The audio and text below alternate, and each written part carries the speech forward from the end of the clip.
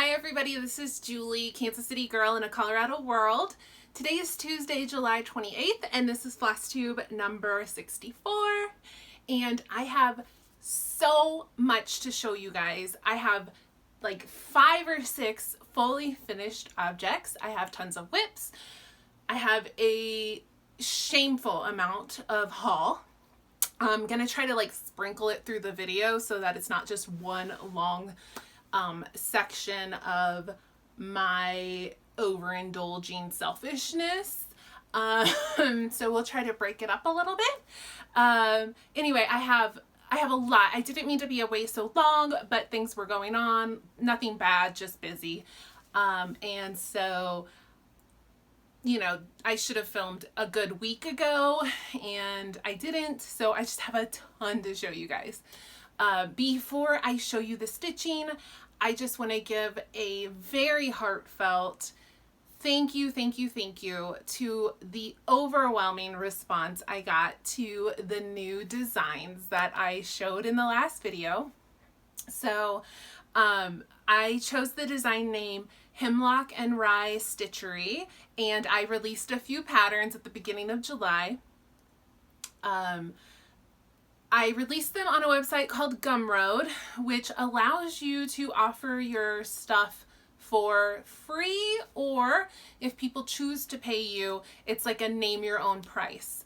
I wanted to make these patterns available to any who desired, and I'm not trying to do this as a business. It's just a hobby. It's just for fun. I don't care about making money. So the patterns are free, but you can pay if you like, but you don't have to. So several of you did decide to pay for them, so thank you so much. That was totally unexpected. But I had over, I want to say it was over 450 downloads. I don't know if those were all unique or if people had to come back and download, you know, a second or third time. But regardless, it was way more than I expected, and I just appreciate so much the overwhelming positive response to the designs. Thank you so much to everyone who commented, who reached out to me on Instagram, who's posted photos of their stitching on Instagram and on Facebook, and just everyone who downloaded. Like, thank you so much for the support. I will of course link below in the Dropbox the website that you can go to. Again, it's called Gumroad, and I really like the model because they take if you do want to charge for your patterns, they take less of a cut than what Etsy does. But again, I like that they have the free option. So Etsy doesn't allow you to do that. So that's why I went that way. Go check it out. It's a super easy to use website. You just, you name your price, which can be $0, and you put in your email and you get the files right away as the PDF download. So, so I did want to show, a few people have already finished some of the designs. So, several people have finished Salty 24/7, which is this one. And I'm not surprised. This took me like 2.5 days to stitch. It's a really quick stitch. So I did anticipate this would be the first one that someone might finish. So the first person who posted a photo and showed me that they had finished it was my friend Bree, and she has a Flosstube. It's Bree's Stitching Stuff. And so I will link it below. She's also on Instagram. And she may not have been the first person in real life, but she was the first person to like post a picture and tag me in it.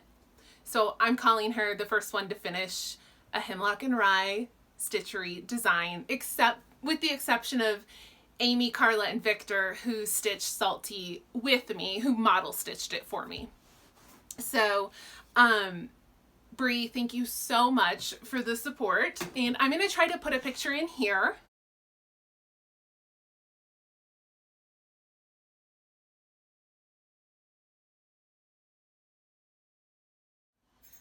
So you guys can see how hers turned out. I love that she used a pretzel color for the pretzel border. Now, other people have finished since then, but Bree was again the first one I saw. And then last night, my friend Noah, he does not have a Flosstube, but he does have an Instagram. It's Noah Stitches, and I'll link it. He finished a house last night, so he is the first one to finish. Where are my houses? He's the first one to finish one of the Hemlock and Rye houses, and he finished the first one, which was Cherry Street. He's actually going to stitch them all in a row, which I love that idea, by the way. Several of you have told me that is your intention, and I would have done it myself, but at the time it made more sense to stitch them individually. So here are the 3 houses, and if you put them in a row, it looks like this. Let me put Noah's picture in here.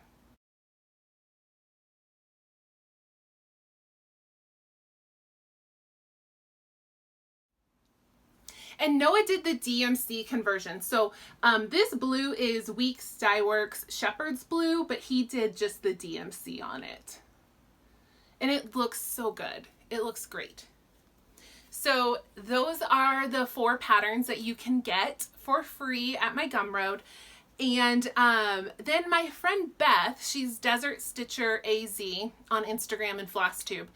She is stitching all 3 houses in a row, and she had made a comment that she was going to possibly try to make a little border to put above the houses, maybe below the houses, just to kind of tie them together. And I thought that is such an amazing idea, and ideas started swirling, and I was like, don't design anything, Beth, I'm gonna make something. So I did. So I made a cute little border.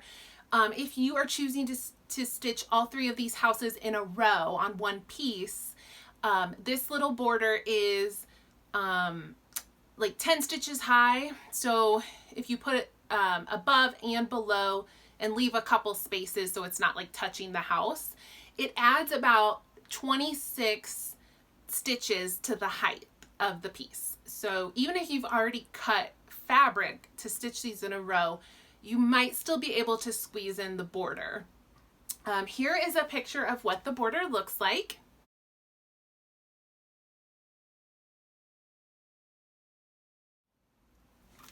And it is free on Gumroad, so just follow the link below if you'd like to grab that border for the houses.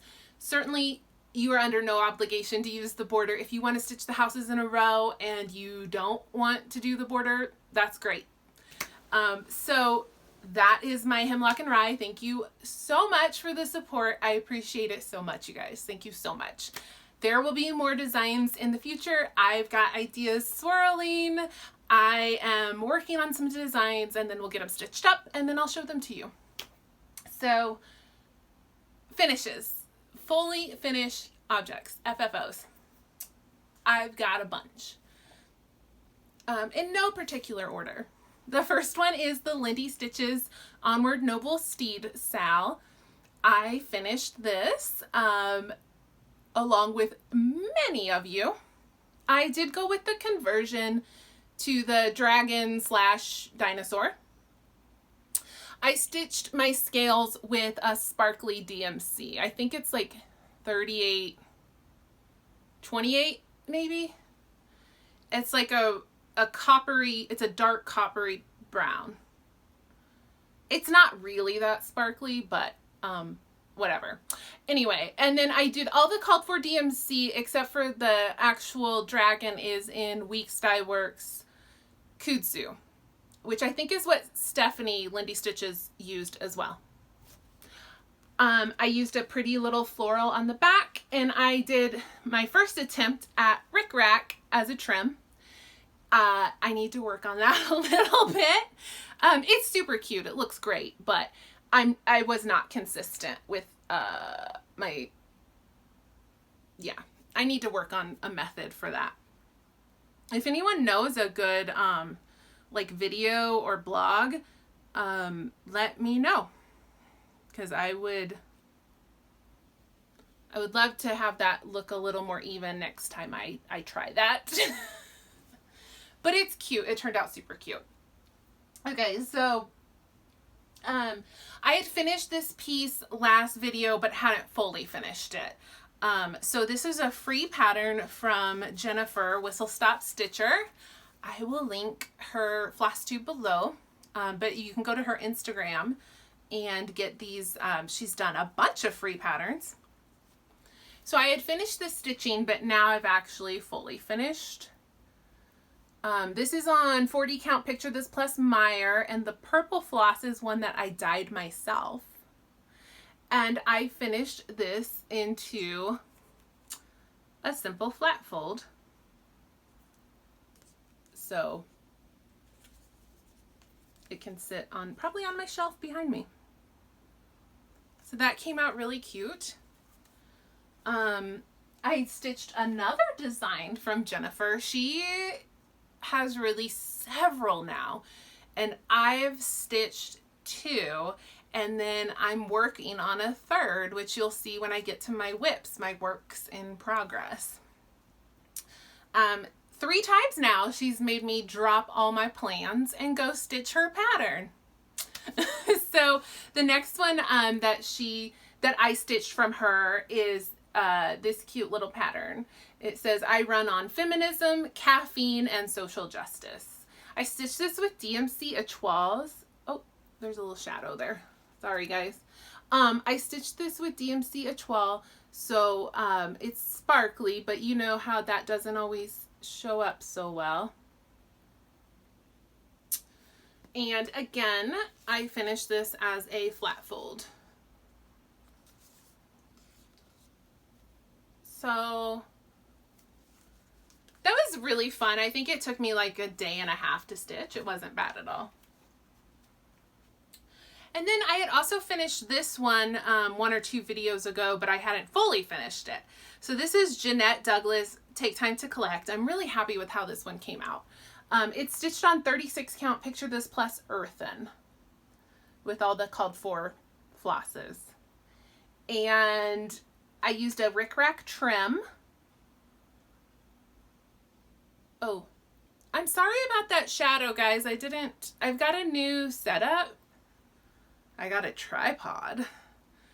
You know, I've filmed 63 of these videos, more than that because I've had special edition videos, where I've just had my camera or my phone propped up on books precariously. The dog walks by, knocks it over. I finally decided to get a tripod, but I've got to get the lighting and all that situated. So, sorry about the shadow. I didn't realize that was there. It's down low at least, so that's good. Okay, so anyway, also finished as a flat fold. And it came out really cute. That was really fun to stitch too. So I was looking through my whips and I realized that I really, I had started the Little House Needleworks Early American series. There are 9 of these, and you can stitch them individually, or you can, a lot of people stitch them all as one piece, and that's what I was gonna do. And I had stitched the first one, Betsy Ross, and then I had started the second one, which was John Hancock. And I just kind of came to realize, like, I hadn't touched this whip in a long time. And I just realized I had no desire to finish it. It's just not my style. Little House Needleworks is great. Some of them I do own and have stitched and want to stitch, but in general, they're not quite my aesthetic anymore. So I was just like, you know, I don't really want to stitch all of these. So I was like, you know, I'm just going to let this go. And then I realized, well, I finished Betsy Ross. Like, I can at least make a pillow or something out of that. So I did. And it actually came out really cute. And Betsy Ross probably was my favorite out of those 9 patterns. So it's a good thing I started with her. This is on 32 count Picture This Plus Relic, which is a beautiful fabric. It's a golden parchment aged look. It's really cool. I stitched this not with all the called for. It calls for a bunch of, it's all classic colorworks, but it calls for a ton. Like for being such a tiny pattern, that calls for 1, 2, 3, 4, 5, 6, 7, 8, 9, 10. 10 different classic colorworks. They're repeated throughout the series, so it's not, if you're going to stitch all 9, it's not that crazy to buy all those colors. Anyway, I had a couple of the called for, but most of them I just substituted with other fancy floss like Gentle Arts. So, but in the spirit of the same colors, I think. And I finished it with this really cute ticking fabric. And then a little fluffy trim that I got at Joann's. So there is Betsy Ross. I had to cut her a little close because John Hancock was next to her. He was like half stitched. And I didn't want to unpick it all, so I just unpicked some of it and then just came in close on the edge there. But it came out really cute. And then, is this my last finish? I think this is my last one. I started and stitched The Personal is Political by Bendy Stitches. Or Bendy Stitchy. Bendy Stitchy Designs. And I had wanted to stitch this forever. I was always going to do it. And then my friend Andrea in Colorado, she used to have this Flosstube, but she doesn't, she kind of, I don't think has any intentions of like resurrecting her channel. So it's still there, but it's old videos. Anyway, she was like, I'm gonna stitch this. And I was like, I've been meaning to stitch that. And I was like, twist my arm, fine, let's stitch it together. So we did. So it came out so cute. So the called for is 3 color and cottons and then a bunch of DMCs. I actually just stitched it all in color and cotton. And it's not a bunch of DMCs. I don't know why I said that. That's not true. It's 1, 2, 3, 4, 5, 6, 7. 7 DMCs. So I pulled all color and cottons and stitched mine that way. The fabric is a 30, I think it's a 32 count, and I dyed it myself. And it came out like exactly the same color as the one Michelle used, which was blush linen from Weeks Dye Works. Maybe mine's a smidge darker. Anyway, it came out really close, which was awesome. And I just love this. It came out so good. And I just backed it with a simple like brown, and then a really fun trim that I found at Joann's. So I love that. I've become a big fan of these little pillow finishes because for me, they're just really easy. I know that some people get a little bit intimidated by them, but I have a sewing machine, so I just like quickly sew the little pillow, flip it out, stuff it, blind stitch it closed, and then quickly sew on a trim. Easy peasy, super fast. So that's become kind of a quick, easy way for me to finish. I like mounted flat folds, but they're a lot of work. So, yeah. So, before I show you whips, let me show you some haul. Because we have so much. There's so much. And it's all kind of mixed together, I'll be honest. It's all over the place now. So, I made an order with Stitchy Box for some of their limited edition Gentle Arts. She was having a sale at the beginning of the month where I think it was like 20% off all of her Gentle Arts. And she has exclusive colors that Gentle Arts dyes only for her. And I've used them before. I had some, it was like a long time ago, like 3 years ago, I had gotten some of these exclusive Gentle Arts. And I've used them quite a bit. They're beautiful. And she still has them. Like she's restocked them. But then she had all these new colors. So I bought just random, just whatever called, whatever called to me. And mostly greens I was drawn to. But anyway, I just bought some really beautiful limited edition Gentle Arts, which you can get. They're not 20% off anymore, but she's going to keep them stocked. Like, they're not going to go away. So I guess, I don't know if you would call them limited edition, but they are exclusive to Stitchy Box. So I got that. And then while I was there, I did grab, these weren't on sale, but these, I grabbed this Dinky Dyes exclusive color called Vintage Newsprint. I'm always looking for like a good black charcoal silk, and that is exactly what I wanted. I grabbed 2 skeins of that. I'm thinking I'll do like a Quaker with those.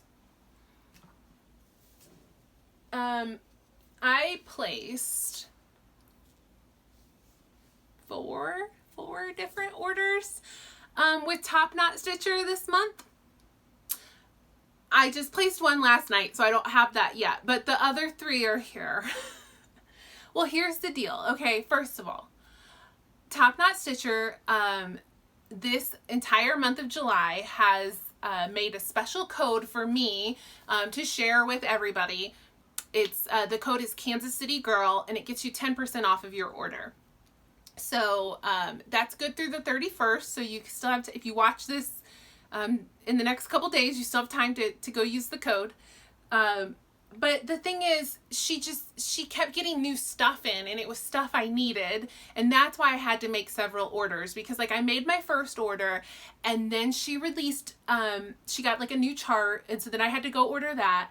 And then she got another new chart, so I had to go order that. And then last night she got another new chart, so I had to go order that. So that's why I made so many orders.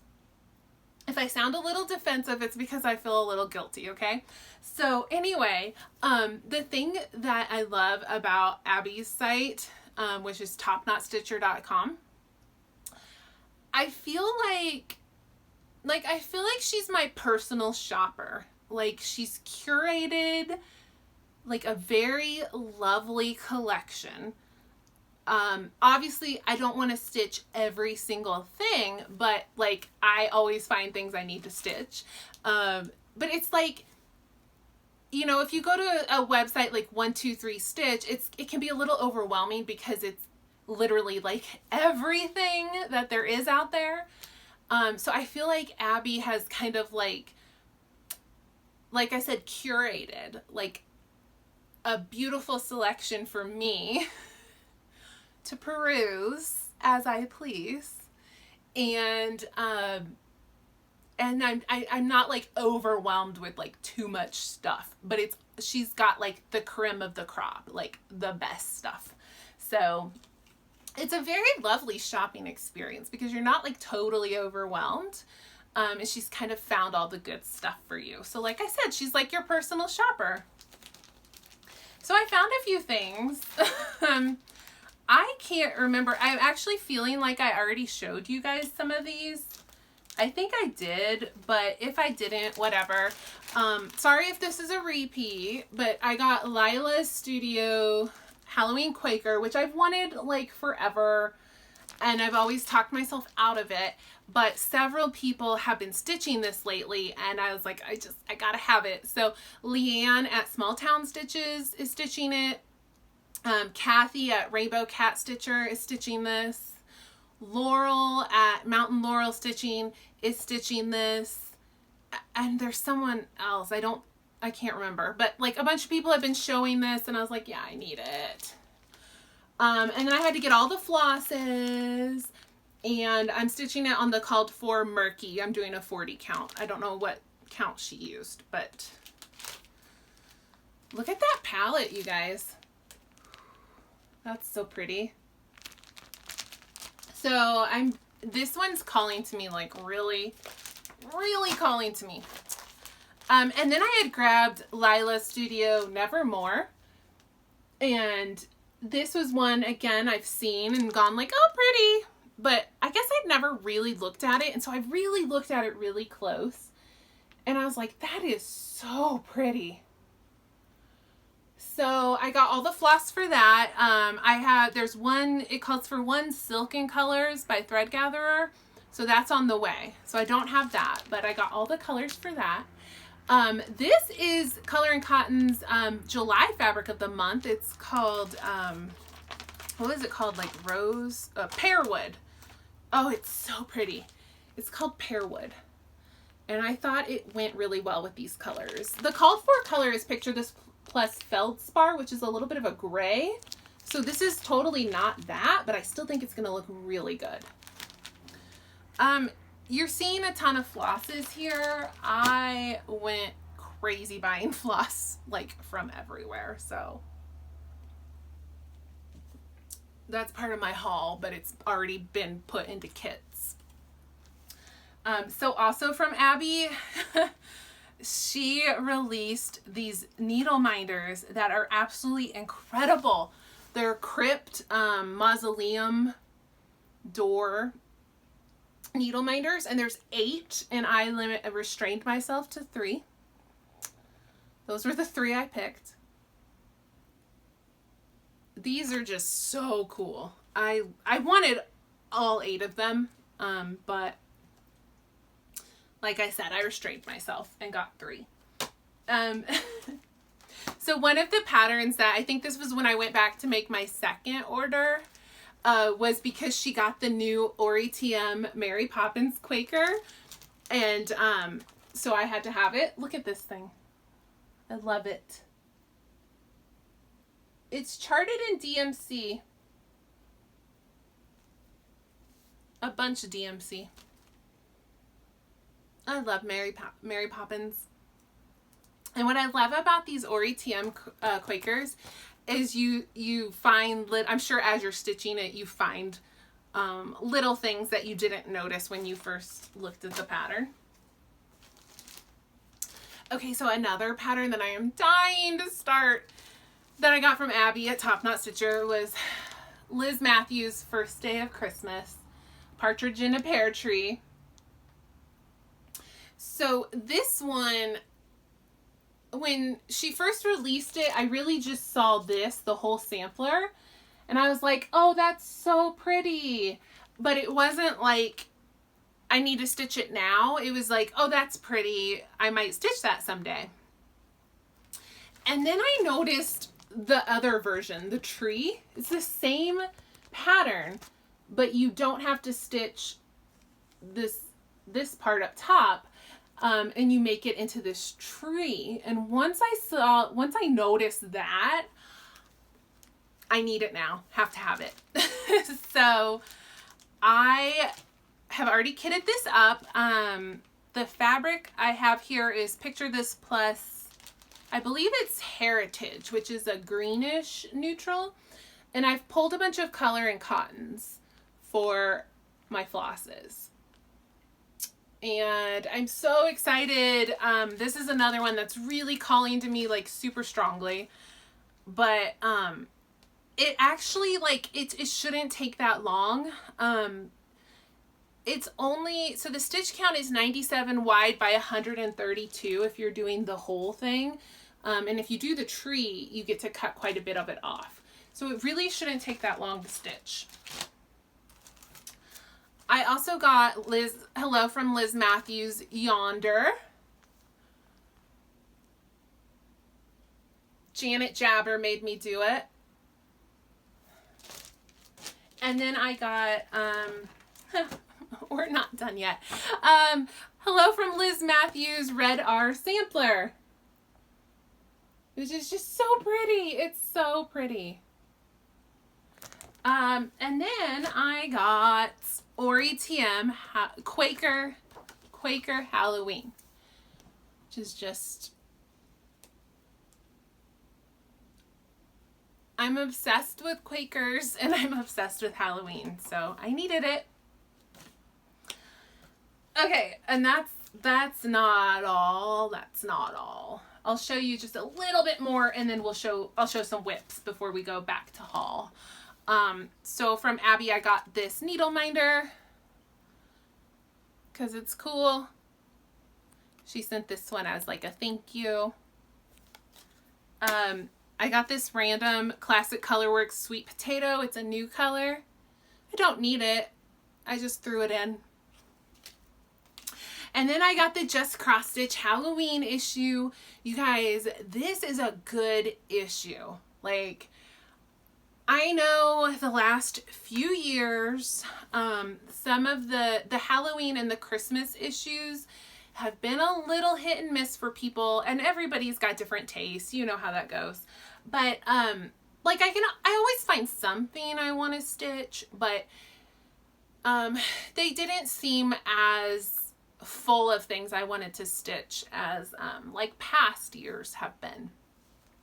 But this issue is, I feel like they're back on track. There are several things in here that I really want to stitch. I can't even tell you my favorite, but one that I am just like obsessed with and would probably stitch first is, well, that's a lie. It says 23, but it is not on page 23. They lied to me. It's on page 21. The one I think I'm going to do first is Lindy Stitches, and it's this one, Grave Fellows, and it's got these like turkeys and turkey vultures and crows or ravens. I love that. I just love that. And it will not take long to stitch. And that's not all. I mean, there are some excellent patterns in here, but that's just one that I really, really, really loved. But there are so many good ones. Oh, I also loved this one by Luminous Fiber Arts, Misty Purcell. Love this one. It's called Cat Toe Lantern. So cute. So it's a good issue. There's a lot in there that I want to stitch. A lot.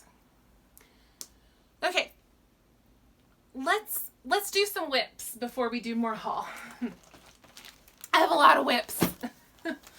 In no particular order. I started the Paper Crane Stitches, which is an Etsy seller. Her pattern is called Rose Apothecary. It is, it's a pattern from, inspired by the TV show Schitt's Creek. If you don't watch Schitt's Creek, this probably doesn't really mean anything to you. But this is Rose Apothecary. And at the bottom, she's added this text that says, Simply the Best. You would have had to watch season 5 of Schitt's Creek for that to make sense to you as well. I am stitching this on a 32 count Ship's Manor linen. It's called Cloudscapes. Or Cloud Shapes. I think it's Cloudscapes. And it gives the... It will give the look of like a beautiful blue day with fluffy white clouds.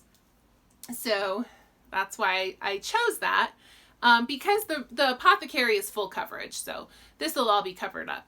And I got the top done with all the back stitching. So it's looking really good. This is, like I said, a full coverage, so it's no walk in the park. But the part that's left is just solid colors of stitching, and then like a lot of back stitching and French knots and stuff to make it come to life. But the bricks are like the confetti part, and so now I get to just do blocks of $37.99 and blocks of $3.10 and blocks of $7.62. But it's looking really good. It's looking so good. And so I'm actually like, I kind of like inadvertently made a stitch along and am hosting it. So a bunch of people jumped in. So we're on Instagram. If you want to stitch the pattern, or if you are stitching the pattern, use the hashtag SimplyTheBestSal, and you can see all of our progress. Like I said, a bunch of people are stitching this right now. So then the next pattern I started stitching on was another freebie from Jennifer Whistlestop Stitcher. And I'm using the remainder of my Picture This Plus relic that I rescued. So you can see down here some of John Hancock that I haven't picked out yet. Look, there he is. There's John. Anyway, so this is how far I got on Jennifer's pattern. It's a tribute to Representative John Lewis, and the pattern is, I don't know if she has a mock-up because it's just a free pattern. So it's called Good Trouble, and what it will say is never ever be afraid to make some noise and get in good trouble, necessary trouble, which is just a famous speech from John Lewis. And like I said, I got this far, so it stitches up actually really fast. This border I thought would take a while, but it really doesn't. It goes really quick. And it's looking really good on this fabric. I watched the Capitol service for John Lewis yesterday, Monday. It was very moving. So Andrea in Colorado was like, "Are you watching this?" And I was like, "No, I'm not." I kind of forgot I could turn it on because I was camping all weekend, so I was totally like disconnected. And I didn't even realize it was going on Monday. So she's like, "Turn it on and watch it with me so that I don't have to cry alone." And I was like, I could use a good cry. Okay. So we watched the service, and both of us were like bawling through the whole thing. So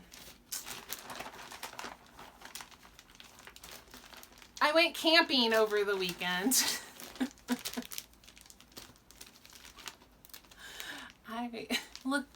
Do I look like I like to rough it in the outdoors? Like, do I have that appearance? Because I don't.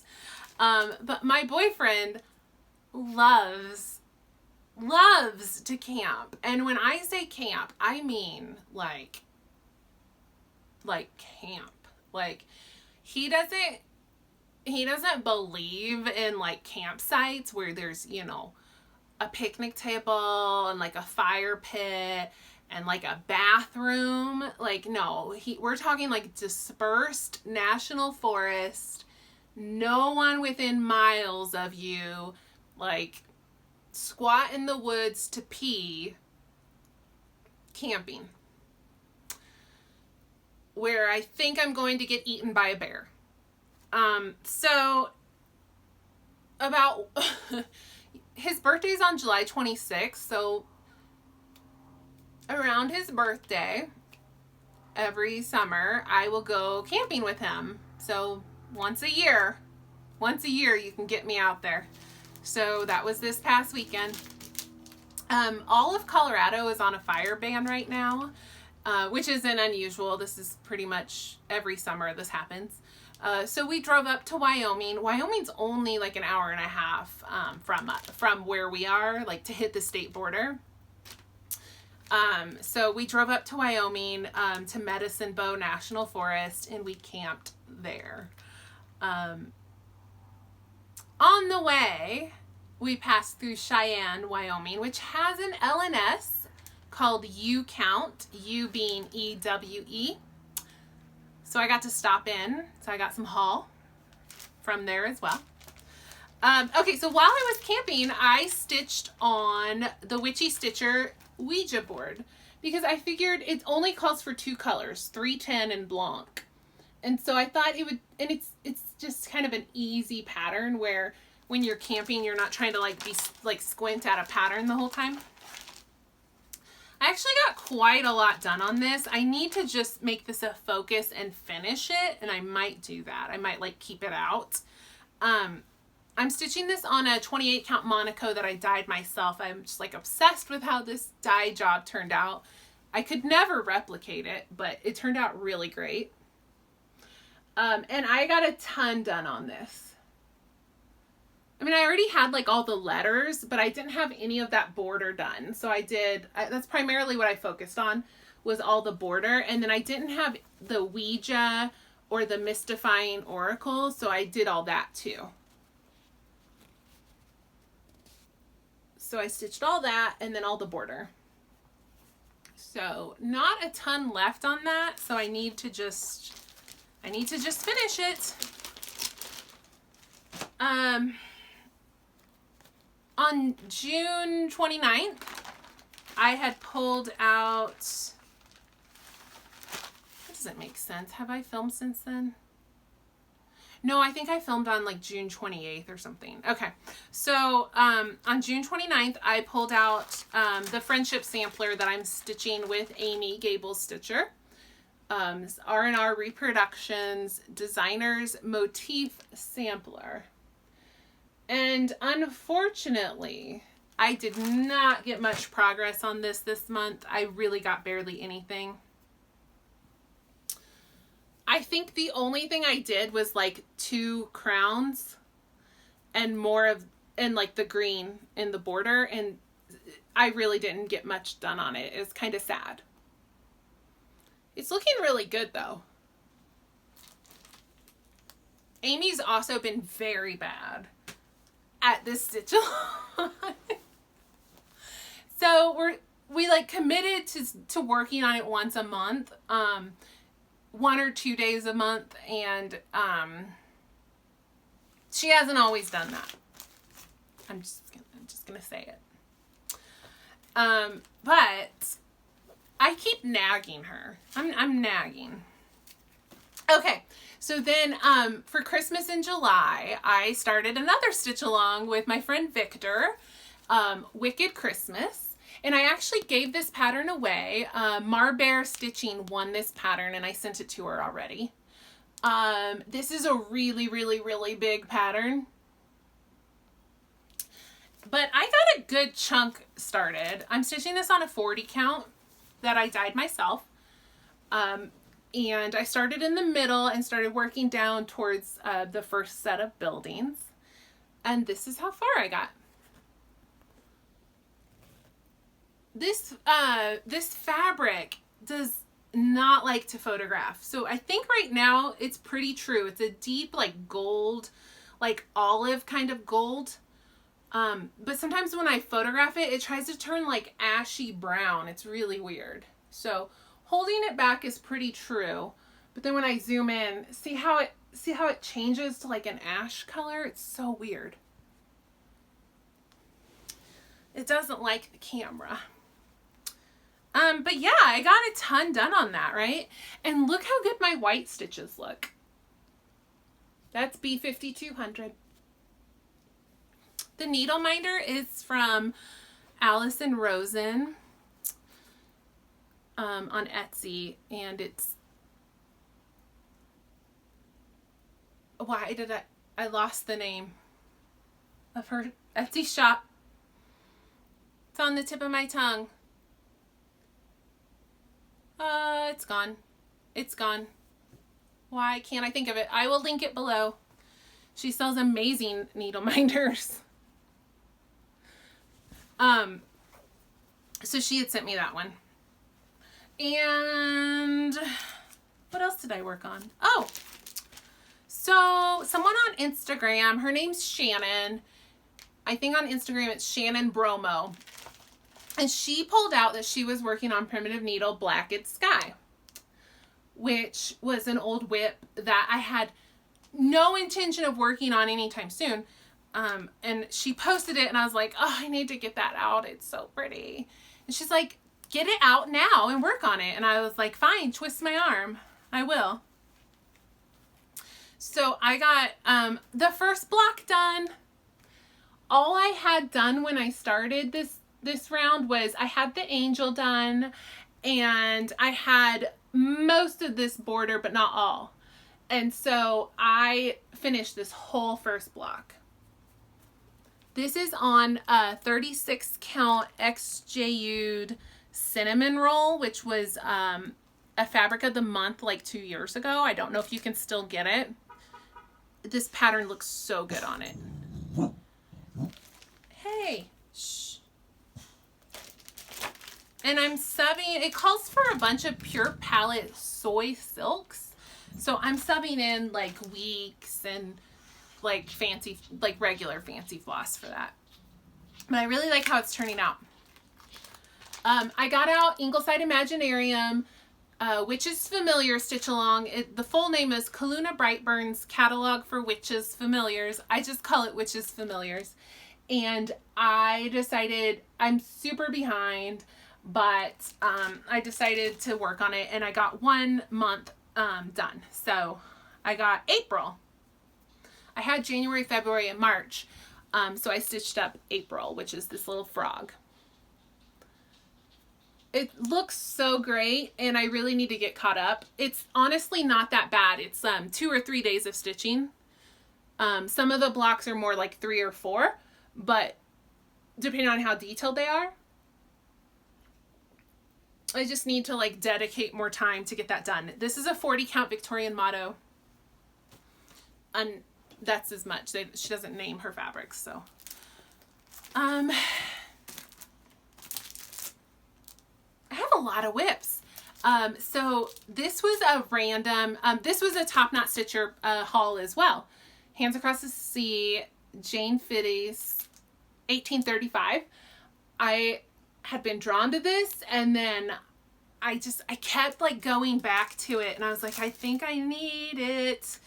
And I was messaging somebody on Instagram, and they were like, well, there's a Facebook group doing like a stitch along. And I was like, really? Like, so I went and joined it, and then I was like, yeah, I gotta start it. I need to start it. So I am doing like half of the called for silks and half substituting silks from Stash, such as Dinky Dyes and NPIs, randoms. This is on 40 count Tycho by Picture This Plus, and which is just a nice neutral with like a little bit of like yellow modeling. And here's how far I got. I have a tight margin, so I did have to start in the center and work my way up to the top left just to make sure I didn't cut myself too short somewhere. So I started down here in the center and worked over. This is so fun to stitch. If you are looking to get into a more like specialty stitch kind of Hands Across the Sea sampler, this is a good one because it doesn't call for any really crazy specialty stitches. Like there's some Algerian eyelets, and like it's just it's nothing too crazy. So it's a good like beginner. And it's really small. Like Ellen Chester already finished this. Like the stitch along started on July 4th, I think. And she finished hers last week, like 3 weeks. It took her 3 weeks to stitch this. For Hands Across the Sea, it's really small. It's 201 stitches wide by 246 high. But nothing is really super dense except for the house. Otherwise, like, it's a nice, small, easy sampler. And I think this was 3 days of stitching. So I got pretty far for that, and it was really fun. And stitching with silks always just feels so extravagant. This needle minder is from my friend Amy, Gable Stitcher. I'll read it to you. Men, their rights, and nothing more. Women, their rights, and nothing less. Susan B. Anthony. Okay, and my last whip is a stitch along that's going on right now, posted by Stitchonomy, and it's called The Fantastic Fungi. So the way her stitch alongs work is that if you sign up ahead of time, they are free. And this one, she's releasing a piece every 2 days, which sounds like intense, but they're really small sections. So it's free if you sign up like by a deadline, which is like a couple weeks before the stitch along starts. If you miss that deadline, then at the end of the stitch along, you can go to her Etsy and you can buy the pattern, but you don't get it for free.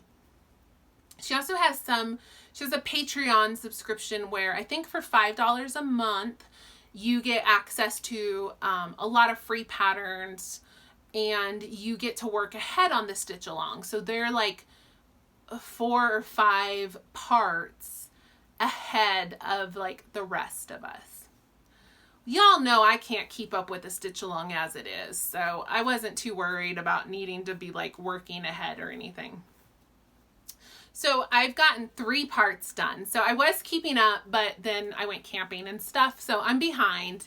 But it really shouldn't be hard to catch up because the pieces are really small. I don't have the border finished, but it's getting there. It's a back stitched border. It's pretty intense. On a 40 count over dyed Picture This Plus, that's really, really hard to see the holes.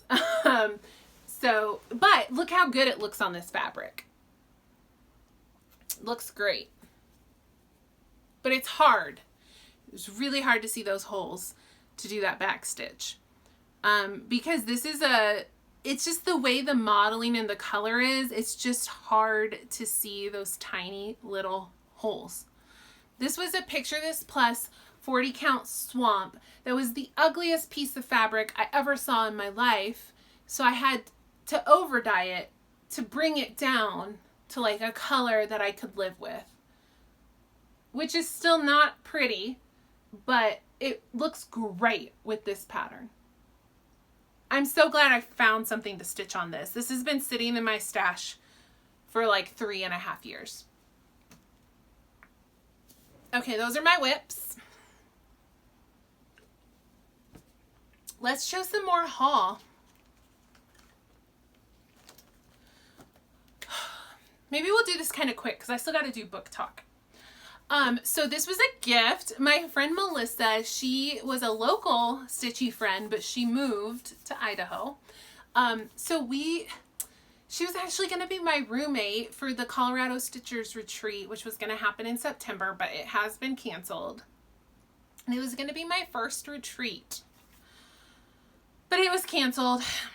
So anyway, Melissa is stitching the Rose Apothecary pattern with me. So she sent me this gift. It's the cutest little Rose Apothecary tin, like what they would actually like sell at the store. But inside were all of these amazing magnets that I'm going to try to turn into needle minders, but I don't know if it's going to work, but I'm going to give it hell. But look at all these awesome magnets. Even if they don't work as needle minders, they could be decorative. So she got these on Etsy. Okay, so thank you so much, Melissa. Those are amazing. So what else did I get from Top Knot Stitcher? I got Cottage Garden Witch Board. And then I got all the fancy floss for it. And I'm going to stitch it on 40 count parchment from Fabrics by Stephanie. I don't know which side yet. I gotta look, and you know how sometimes like it looks different depending on which side it's on? I'm really excited for that one. I ordered from an Etsy seller called Buy You Some Thread, which was like a news shop, and she has really good sales sometimes. And I got this, so I got that 40 count Fabrics by Stephanie in parchment. It might be called Colonial Parchment. Anyway, and then I got this 38 count beige desert fabric from Barbarol, which is, she's like a European fabric dyer. It's really pretty. It's really pretty. I got a Stacy Nash Morning Tree sewing bag. I've just always wanted it, and I finally bought it. And then I got this Stacy Nash Merry Halloween book. So I had also bought the Christmas one from her, and now she had this Halloween one. I bought it not even knowing what all was in there, but it's got some great patterns. I actually want to stitch every single one. So one is Dreaming of Halloween Pin Keep. And she's got like all the finishing instructions and the templates. The other one is the Eliza Ann pen keep. I love this one. And then there's Read Your Doom pen keep. Also love this one, which looks like it'll stitch so fast. And they all just call for DMC. And then the last one is Old Black Boot pen keep, which will also stitch up really fast. So the only one that won't stitch up fast is the Witch. She's not humongous, but look at her dress. That's full coverage. You know, so that'll take a while.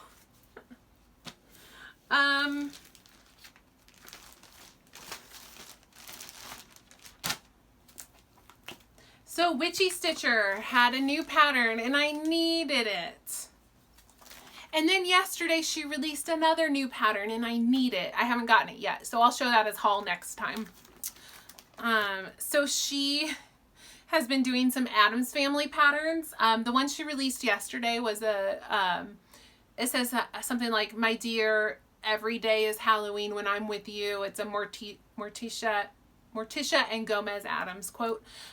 Anyway, so this one is a Wednesday Addams.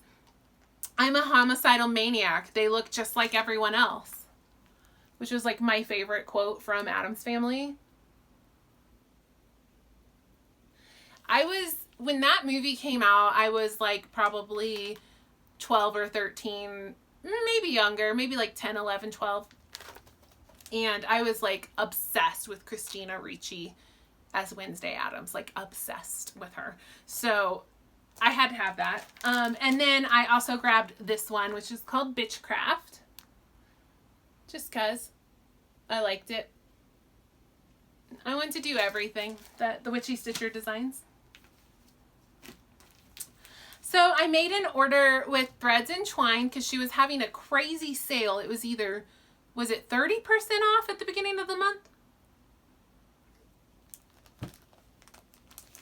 So I grabbed Hello from Liz Matthews because I'm obsessed with her. AL Motif Sampler. And then I got this Primitive Hair because I've been meaning to get this, Little Black Beauties. These are so pretty. Oh, and they're tiny. Like, they will stitch so fast. They are like 60 by 30. The biggest one is like 1, 2, 3, 4, like 50 by 50. They'll stitch up really, really, really fast, but they're so pretty. I grabbed a piece of Picture This Plus Heartland, which is just a really pretty neutral. And then I grabbed this super random, it's a 28 count, and it looks like barnwood. And I just thought with the right pattern, sorry, crinkle, crinkle. I'm gonna open it up so we can actually see it. I just thought with the right pattern, it could look really cool. So it's one of those where like, it's just printed. It's like screen printed on one side. It's a fabric flare, but it looks like wood. So I'll do something cool with that. So that was my order from Threads and Twined. And then she sent me like as just like a nice like extra, she sent me this limited edition Gentle Arts, but it doesn't have a name on it. So I have no idea what color it is, but it's really cool. It's like a dark brown. It's got like black to medium brown. It's a really cool color. Okay, so we're almost done. We're almost done with haul. Okay, so the last thing I got from Abby Top Knot Stitcher was Liz Matthews Quaker Pumpkins. When Liz revealed this pattern, I lost my mind. I love it. I was like, I need that. I need that. Abby's like, I got it for pre-order. I was like, sign me up. And she sent it like the second she got it. I got all of the flosses for it, which are just absolutely to die for. Well, I had 2 of them already, but I went and bought the ones I didn't have. They're just these beautiful like oranges and reds and golds. They're so pretty. The palette is so pretty. And I'm starting this today after the video because like I would have already started it if I hadn't gone camping. It's so beautiful. I'm going to stitch this on 40 count fawn from Picture This Plus, which is like a greenish neutral. And I'm super excited to start that. That is going to be started ASAP. Okay, so the last thing to show is my haul from UCount in Cheyenne. And then I will be done with stitchy stuff and I'll talk about books. So I bought so much fancy floss from that store. I've already put it, like all the things I was showing you that I've kitted up, that was like all that floss. And then I like have a couple of random, I bought like 25 skeins of Classic Colorworks, Gentle Arts, and Weeks. She had such a good selection. So if you've been on the hunt for something, you might give her a call. I'm pretty sure she mails orders. Again, it's called UCount, E-W-E, in Wyoming, in Cheyenne, Wyoming. I did want to call attention to something I noticed when I was there. There was a special linen that the Primitive Hair released at Market in March, and it was, I think it was called Pirates Bay linen. I'm stitching the Mermaid of Salem Bay on it. It's a beautiful printed linen that has a pirate ship on it. And I know, I got mine from Abby, Top Knot Stitcher, but she's been sold out. And I know everywhere I've seen online has been sold out of that linen, but I know some of you have been looking for it. When I was at UCount, she had 2 pieces of that linen. So if you have been looking for that linen, give her a call and see if she'll send it to you. Okay, so what did I buy from UCount? Well, I've been wanting these Prairie Schoolers. They're these small little Halloween ones. There's 5 of them. She only had the 3, but I only wanted 4 because I'm going to stitch them as all together, like on one piece of fabric. So I ordered the 4th one I needed from like an Etsy seller. So it's on the way. But I got these 3 so I can get started. They just call for a couple of like DMCs. I was really feeling the Halloween stuff. I bought these Mill Hill kits just because I wanted them. There's this cute little pumpkin. It's so cute. There's a whole set. There's like 6 of them. I'd really like to kind of do all of them at some point. And this one is just so pretty. Come stitch for a spell. These are really little. They won't take long at all. I love to do a Mill Hill. It's just fun. So UCount she has a ton of linen, but it's mostly like 28, 30, and 32 count. I think that's just what sells really well for her. So she didn't have much 40 count, but she did have this Weeks Dye Works 10 roof, which was just so beautiful. So I got a fat quarter of that. Nothing in mind. I just wanted to kind of have some linen and stash. I got these hands-on, these are Sulky Petites. It's a pack that was made for hands-on design, but I'm not sure for which pattern it was. But it's got like just some greens and reds and maroons and creams. And I've just been really wanting to try these. And so I just bought these with nothing in mind, but just so I could give them a try. I've been wanting to try them, and I thought these colors were really pretty. I bought a random piece of cotton velveteen from Lady Dot Creates for finishing. Just thought that was pretty. So I went last year when I went on my 1 time a year camping trip. We also stopped at UCount, in Cheyenne.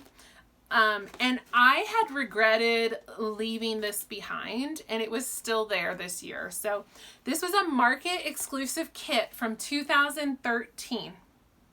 It's a Brenda Gervais Forget Me Not sampler. And I've almost bought this online a few times. And this has been kicking around the shop for 7 years. So it's like beat up. I'm sure they were like, thank God someone finally bought that thing. Because it's been like, it's just been in the shop for years. But I've almost bought it several times. So I was like, fine, I'm getting it. I'm just going to get it. It's really pretty.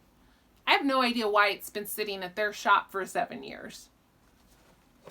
Now, I was a little disappointed when I got in the car and opened it because, well, it comes with all the weeks, which is great. I was a little disappointed in the linen, and this is not their fault. On the back of the kit, it says this kit includes a piece of 35 count linen and 8 skeins of Weeks Dye Works embroidery floss.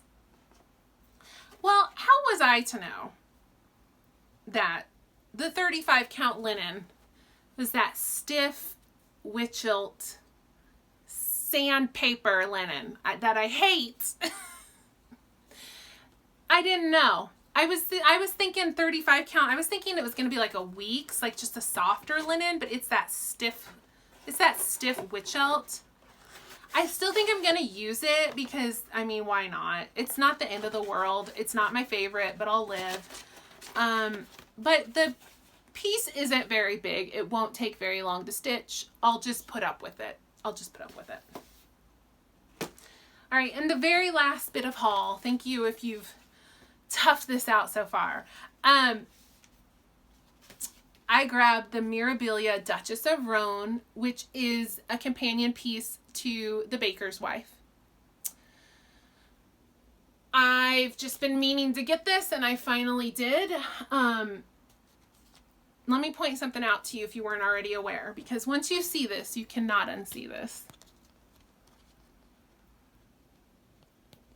What does that look like to y'all?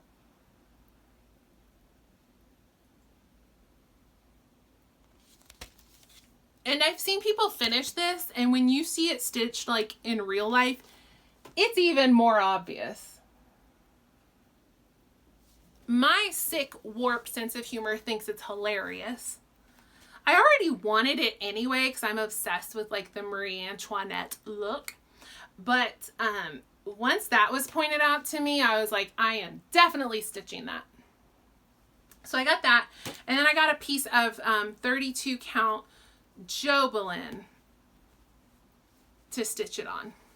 It's a really pretty, like, purpley pinkish. It's really pretty. I don't know the dyer because they just have like a yard of fabric and you just ask them to cut it down. I think it's just like a Zweigart though. Okay. That's all the stitching stuff. I'm going to talk about books now. If you don't want to stay for book talk, that's totally fine. Thanks for watching if you made it this far. I have a lot of books to talk about. I've read 7 books. So not very many of them are in my possession because they were library books or ebooks. But I am going to try to talk about these kind of quick because y'all know when I get going on books, it can get a little wordy. So, okay. So, the first book I read since my last video was the sequel to Children of Blood and Bone, which I talked about in my other video. The sequel is Children of Virtue and Vengeance. I will drop in a picture of what the cover looks like.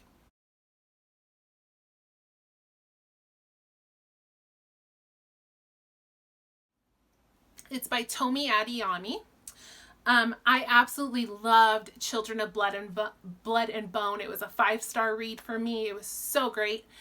So this is going to be a trilogy, and it's set in a fantasy world, but heavily influenced by African culture.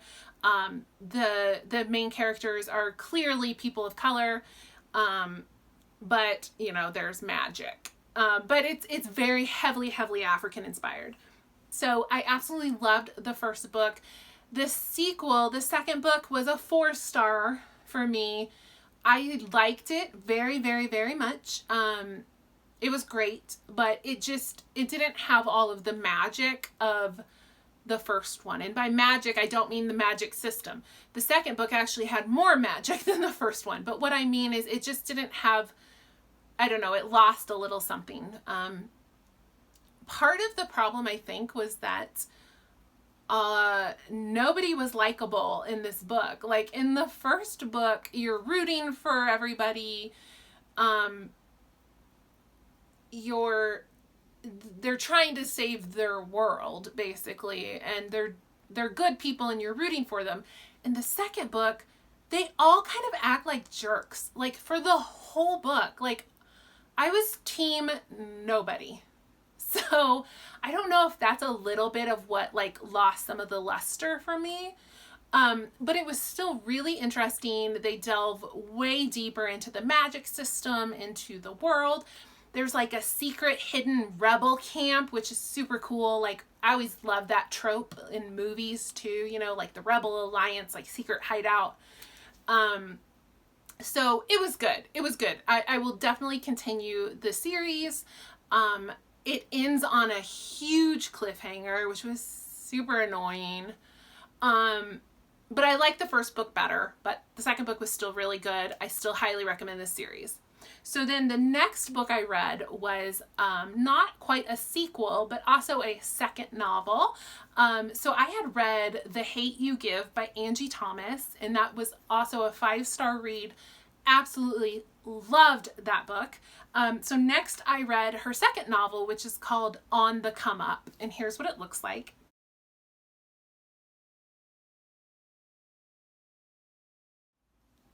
It's not a sequel, but it's set in the same place, Garden Heights. So it's in the same neighborhood, but it's looking at like a different side of the neighborhood and new characters. And this features, the protagonist is named Bree, and she wants to be a rapper. Well, she is a rapper, but she wants to like make it as a rapper. Like that's her ticket out of the hood. She's got big dreams. And so the book is about her navigating success in the rap industry, knowing who to trust, you know, trying to figure out who should be her manager, who she should believe when they're offering her advice, when they're telling her to do this or that, who does she trust, who does she listen to, dealing with like a lot of stuff at home, poverty, lights being off, electricity being off, heat being off, you know, all the things that like daily life she has to deal with, and then like school pressures, and then trying to be a rapper, like all the things. It was, for me, not quite as good as The Hate You Give, but it was still very good. Angie Thomas is a great writer. In terms of like just real, everything she writes feels really real. Her dialogue is really good. I did forget to mention this is a young adult book, and so was the first book I talked about. Children of Virtue and Vengeance is a young adult fantasy. On the Come Up is a young adult contemporary. So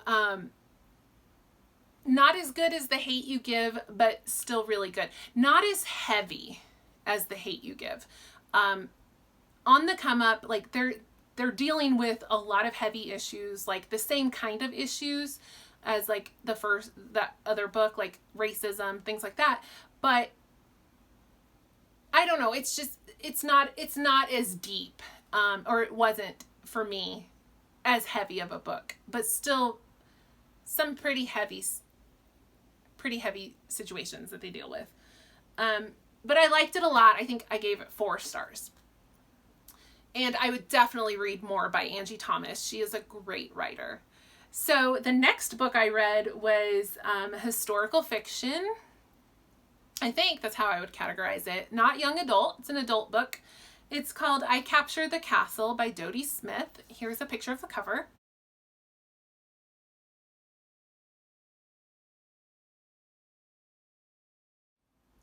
And this was, I read on Kindle. as an ebook. I really liked this book. It's been a few weeks since I read it, so it's a little hazy. But it's set in the English countryside. It follows a family where the father had success he had written a novel that was wildly popular, made a bunch of money, was like highly revered in literary circles. And then he just got like a writer's block and never wrote again. And he became a recluse. And the family moved to this like crumbling castle in the English countryside. And they've been living off of his money for years, but now the money's run out and the family is extremely poor. Like poorer than poor, like not having anything to eat. They've sold all the furniture, so like their house is empty. They're living in extreme poverty. And some mysterious neighbors move in and relationships are forming, and it was a really captivating novel. It's written as like a diary style. So we're following this young woman, one of the daughters, and she's telling us in diary format what's going on. And I'm always very captivated by that style of writing because I think I'm a voyeur. So I just like to, it's like reading someone's diary. So I don't know. It's always interesting to me. Anyway, the book was really good. You follow like a couple of romantic relationships. And then at the end, it's like a soap opera. I loved it. Like all these like twists and turns and like so-and-so doesn't really love so-and-so and marriage proposals and elopements and people running away together. And it's like all this craziness like in the last little bit of the book. And it was so trashy and I loved it because I love that stuff. I don't know. Anyway, I really liked it. I really enjoyed it. I can't remember if I gave it 4 stars or 5 stars. But it was a quick read and it was really fun and I liked it a lot. Okay, so the next book I read was recommended by someone who had watched my video, recommended this series to me. And the library had it. So it's called Akata Witch. The author, I don't know how to pronounce, Nidhi Okorafor. That's just a guess. This is going to be a trilogy, I believe, or maybe more than a trilogy. There's a second book out. So this has been compared as like an alternative Harry Potter, like an African setting Harry Potter. So this is a young adult fantasy.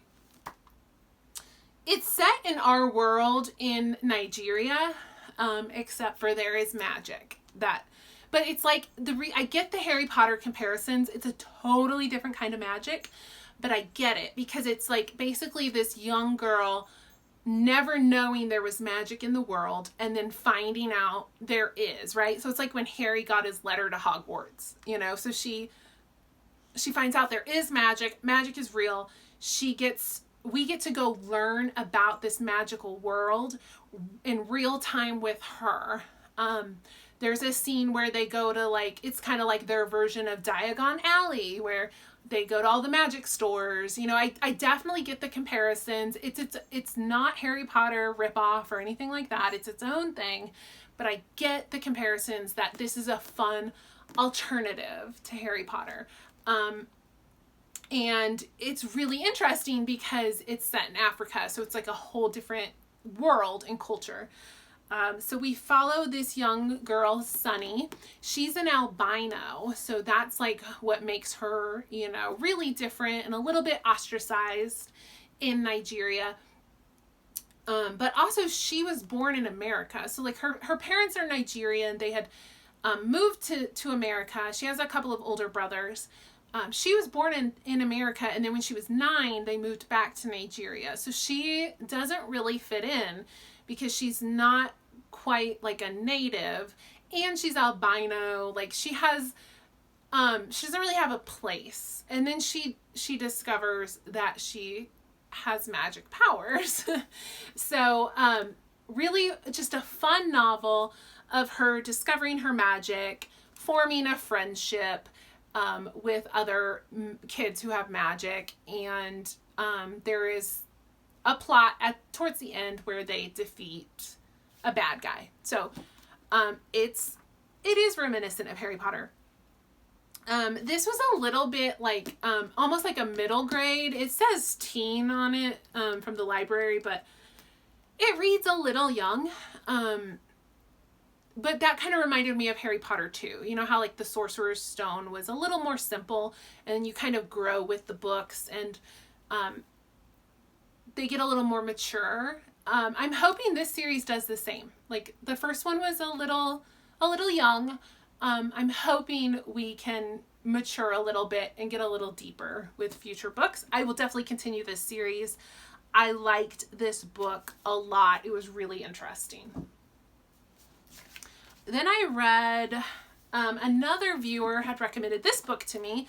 It's called Ruby. This is an adult fiction. It's by Cynthia Bond, and it's called Ruby.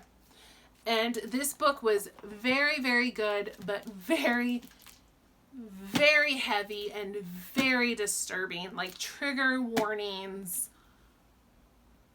Like, whoa. I went into it pretty blind, but I was talking to Andrea, Stitchy Bookworm, because I just always talk to her about what I'm reading, and I was telling her I was reading this, and that so far it was really, really good. And she went to look at it on Goodreads, and she's like, like it's got some mixed reviews. Like it's got some 1-star reviews and some 5-star reviews, and that's always intriguing. Like, why is that the case?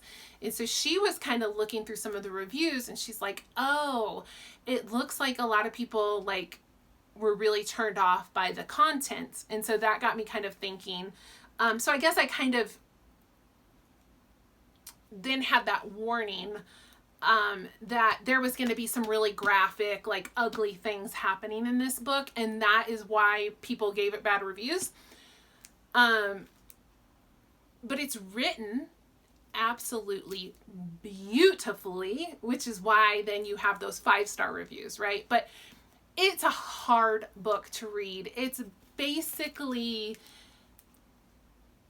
cataloging the abuse that Ruby goes through from pretty much the age of 6 to the age of 42. Absolutely horrific sexual abuse and other things. Just really awful things happen to her. But like I said, it's written gorgeously. It's written so well.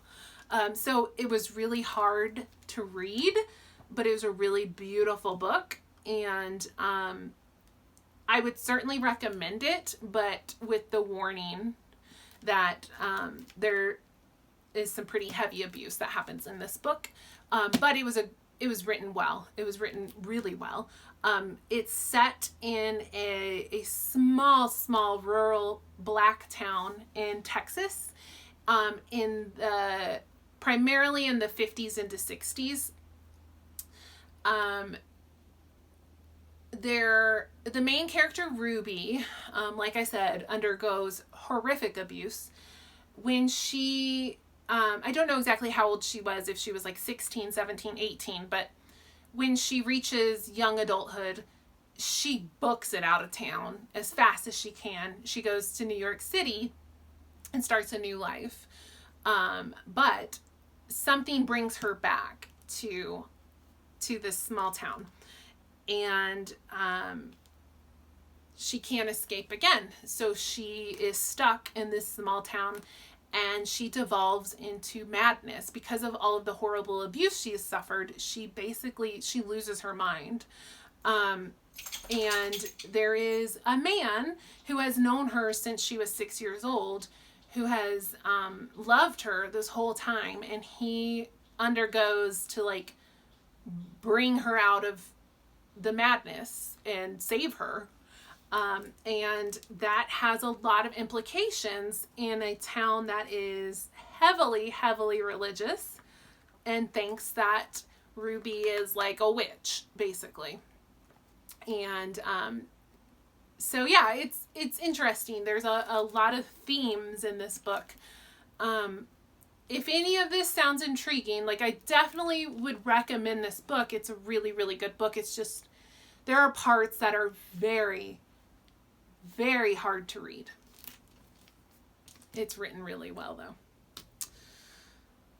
Okay, 2 more and then we're done. So the next book I read was also on my Kindle, and it was a surprise. I literally just was like, what am I going to read next? And I found this old book that had been on my Kindle forever, and I hadn't ever read it because I wasn't really sure what it was about or why I had downloaded it. You know, it was like someone somewhere had recommended it, so I had downloaded it. But I had no idea what it was about, so I just always kind of overlooked it. And I was like, you know what? Let's try this one. So the book is called Jellicoe Road. I'll insert a photo here.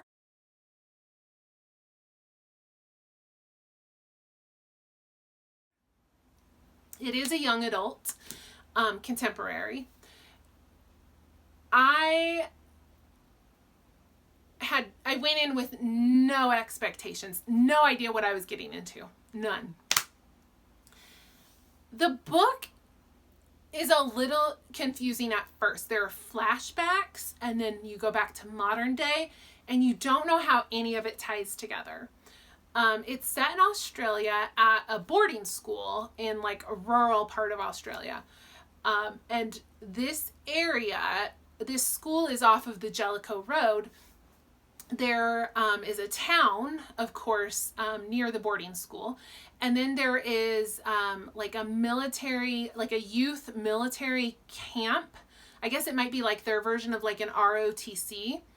And so for like a couple of months in the summer, these military kids come and like camp out near the boarding school. So you have the cadets, you have the townies, and then you have the boarding school kids.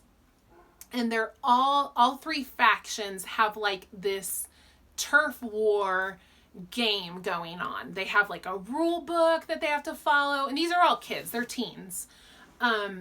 They have territory, and like, if you cross into the territory without permission, like there are repercussions. It becomes like a little bit of like a capture the flag. Like if you invade, one of the dorms, then you get a piece of property. Like it's this whole turf war thing. So you're reading about it and you're like, I don't understand what we're doing here. So the first like bit of the book is confusing because you don't know how it's going to tie together or why. And so I was talking to Andrea, Stitchy Bookworm, about this book, and I was like, you know, it's written really well. I'm really intrigued, but I'm really confused right now. And she went and looked it up on Goodreads because that's what she does when I start talking about books. And she's like, oh, Maggie Stiefvater, who is like one of our favorite authors, absolutely loved this book. She reviewed it on Goodreads. She gave it 5 stars. She said it was one of her favorite books ever. She loved the book. And I was like, yes, that is like a good sign. And Andrea's like, hey, actually, she said, the first 126 pages are super, super confusing, but just stick with it and it'll all make sense. And I was like, thank God I'm not like crazy here, because I'm sitting here reading this book going, what the heck is happening? So that kind of gave me motivation. Like I was going to finish it anyway, but that gave me motivation that like, okay, one of my favorite authors thinks this is a really great book and that it's all going to start to come together. And it did. And it ended up, I think it's my favorite book I've read this year. I absolutely loved this book and I can't stop thinking about it. I at the end of the book, I just like cried and cried and cried, which sounds like maybe you don't want to read this book, but it was a bittersweet. It was a bittersweet, like, crying. It wasn't like everything ends horribly. Hi, buddy. Lincoln's here. It was just so bittersweet. I sobbed at the end of the book, and I can't stop thinking about it. Like, I keep thinking about these characters. Like, they just dig into your heart. It was so good. I can't talk a lot about it without spoiling it, but I can say that the reason it's so confusing in the beginning is because there are flashbacks with this group of kids, and then you go to modern day and you're following this girl, the main character, her name's Taylor, and you're following like her, but then we keep going to these flashbacks, and again, you just don't know how it ties in or why. It all comes together eventually. I can't tell you that without spoiling it, but it does all come together. But it was just such a beautiful book. It's so well written, which is why I kept reading it even when it was really confusing in the beginning. But basically the cadets, the townies, and the boarding school kids, they're at war. It's a play war, but, they take it pretty seriously. But they end up forming these relationships that, despite their better interest, because they're enemies, they end up being friends anyway. And so it's really beautiful to watch this friendship develop, and to watch like romances develop, and then to find out eventually like how it all ties together with the flashbacks. So it was a haunting book. It was really beautiful, and it really like warmed into my heart. I want to reread it now that I know how it all comes together. It was really good. It was such a good book. Cannot recommend it enough. I will say it is a young adult book. However, it is written in a very mature style. I went and read some Amazon blurbs, and they did note that it would be young adult. It's young adult, but they're like, it's for the sophisticated reader, meaning like a lot of people who maybe just consume young adult because it's easy, because it's quick, might struggle with this book. It's more dense. It's more, it's written to me at an adult level. Like, this to me, could be an adult book just about young people. It's not written like your typical young adult. So if you're someone who's like, oh, young adult, I would still recommend this book, because it doesn't read like young adult. And it's not just about young adults. So the main character, Taylor, is 17. But there is a lot of the plot focused on the adults in the picture in Taylor's life. So, one more. Okay. So, while I was camping, I read Northanger Abbey from Jane Austen. So, I have been rereading all of Jane Austen's books in the last couple of years, because it had been, a decade or more since I had read some of them. So the only one I have left to read is Mansfield Park. But I read Northanger Abbey because it's short, and I just thought it would be a nice quick read. It was great. I love Jane Austen. What is there to say, right? So Northanger Abbey follows our main character, Catherine. Okay, sorry guys, the recording cut out, of course, as I'm on the very last 2 minutes of my video. Took this opportunity to go take a break and noticed my hair during this video has frizzed up like crazy. I smoothed it back down. If you stuck with me this long, you may have noticed that by the end of the video it was like, it's hot and humid in here today. Anyway, okay, So Northanger Abbey, Catherine Morland is the main character. And for a Jane Austen heroine, she's pretty run-of-the-mill. She's very sweet. She's very nice. She's very likable. She assumes the best in everyone. And that's about it for personality. Like, she doesn't have like as much personality as, say, like Lizzie Bennet in Pride and Prejudice, or even you know, certainly like Emma, you know, my favorite Jane Austen heroine, who is very sassy. Catherine Morland is very nice, very likable, but not really super interesting. That said, it was still a great book. It was still fun to read. The Northanger Abbey is Jane Austen's homage to the Gothic novel. So the first 2/3 of the novel are set in Bath and they're on holiday. But for the last third, the protagonist finds herself finally going to Northanger Abbey, which is like a Gothic style ruined old abbey that's been converted into a more modern living arrangement for the time, which is the 1800s. But while there, she starts to fantasize and assume like these horrible, terrible things. Like, she's been reading a lot of Gothic mysteries and she lets that influence her, and she starts to think like, you know, someone's been murdered and just all these things. It's kind of hilarious to watch. She doesn't just like jump to conclusions. She like barrels to conclusions, and as you're listening to her, as you're reading her, like the mental gymnastics she's doing to get there, you're just like cracking up, like, girl, take a step back, like, calm down. So anyway, you know,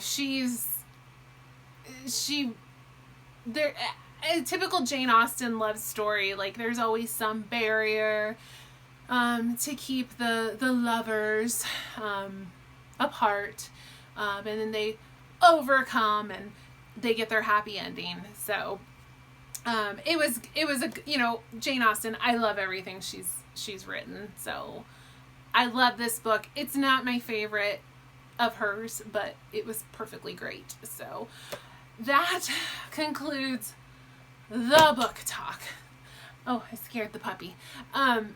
So if you made it this far, thank you so much. Hopefully I won't wait a whole nother month before my last video, so I won't have as much stuff to talk about, and I won't have 7 books to review with you all.